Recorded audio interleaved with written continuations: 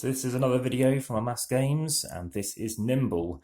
This is another small game and purely card-based game from Pegasus Spieler. It's in the family category, and it's 2 to 4 players, 1 to 5 minutes, 6 plus. I would definitely say 1 to 5 minutes.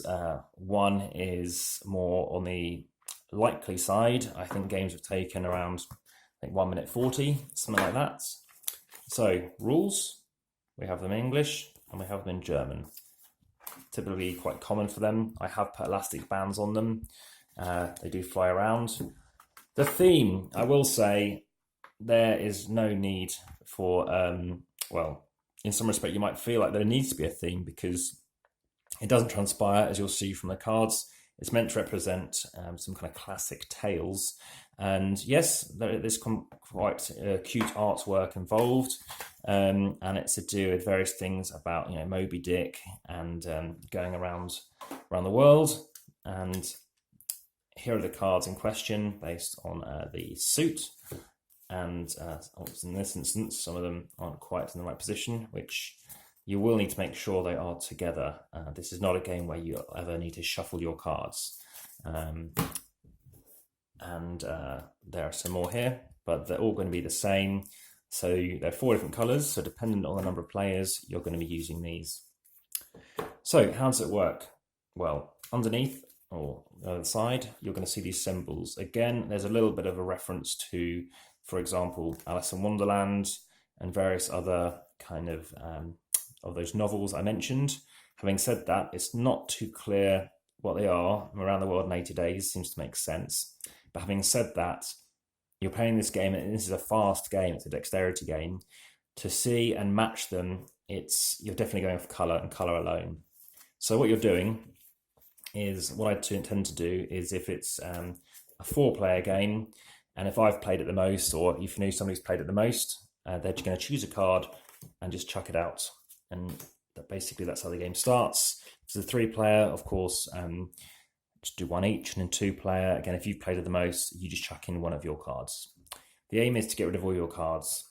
So I'm turning this over and I'm trying to match the outside with the inside, and you could do the opposite. So outside with inside, and then you go the next card. There's nothing here, so place it face down. Now, the rules does state you're meant to tap the card first, but I think with RSI going to kick in, it's not worth it. So then I could go on either pile, and then you keep going. Now, once you've gone through all your cards, as an example, these have now gone through. So I've already chucked in some, I've got some left. You now place them face up. So it should be faster to play from now on. So then you're playing again, and then you're matching. You have to make sure you match correctly. Why is that important? Because once you've finished all your hands, so your hand is completely empty, you wait for everybody else, you then compare and look through the pack. And what you're doing is checking to make sure the outside matches the inside. Outside, inside, outside, inside. If this was, say, incorrect, like this, then someone placed this card wrong. And of course, they placed it last. Well, in this instance, they'd placed it first. So it'd be this card. You look at it, and you can tell who it was. So if you make a mistake, you won't win the game. Person who makes no mistakes will win. Alternatively, the people who made the least mistakes can be defined as the winner. So that is Nimble. I guess the title is actually very applicable for what it is.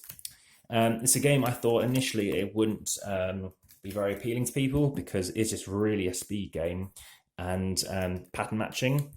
Having said that, people really got into it, and people were actually playing a different game. And when there are slow or AP or analysis paralysis players, they can quickly actually have a game of this. They see people, having fun, laughing, and having a quick game of this, and saying, "Oh yeah, can I quickly jump in?" And once you've played it a few times, I even suggested some of the rules. So I'm left-handed, so I'm playing cards this way. But we said, how about we switch? Now everybody else, I believe, was right-handed, so everyone tried to play with a right hand instead. And that's quite fun to just trying to get that to work in that respect as well. I'm going to guess is around 320, 350 rounds, something like that. Oh, 304. So there we are. Simple, quick game, and yeah, plenty of storage space for other games too. Enjoy.